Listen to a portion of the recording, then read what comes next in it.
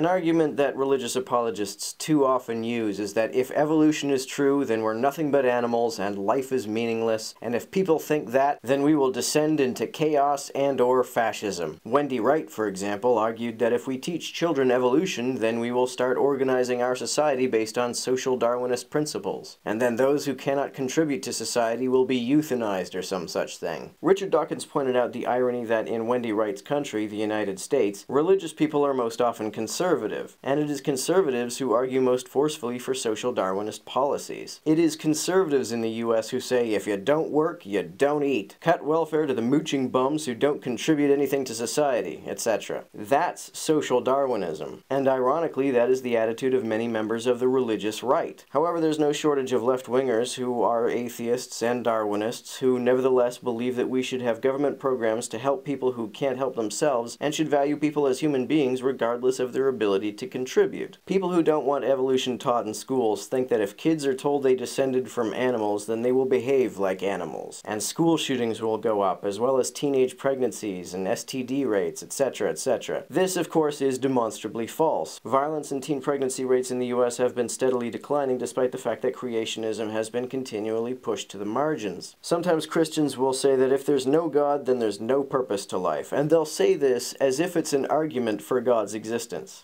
Yep, there's no inherent purpose to life. We just ended up here, we weren't sent here with a purpose in mind. I know many people find this to be very sad, but the fact that it is sad does not make it false. Besides, I don't think it's sad. If we don't have a purpose, then we are free from any cosmically imposed duties. The idea of being free from such duties is much more appealing to me than the idea of being accountable to them. But the fact that I prefer this is not the reason I'm an atheist. Christians will often say that atheists don't believe in God because we hate God.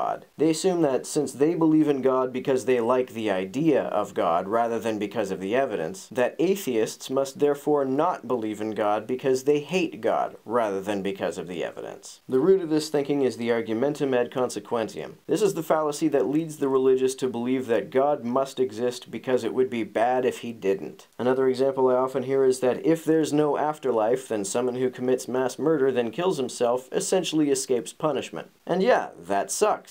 But the fact that it sucks doesn't make it any less true. Many people believe that hell must exist because they just don't want it to be true that mass murderers escape punishment. Religious people also say that if God doesn't exist, there's no objective morality, and you can't argue that anything is objectively bad. If you have a particular moral position, the inability to prove that it's objectively true is a strategic disadvantage when you're trying to convince somebody of that position, but the fact that this is a strategic disadvantage does not make morality objective.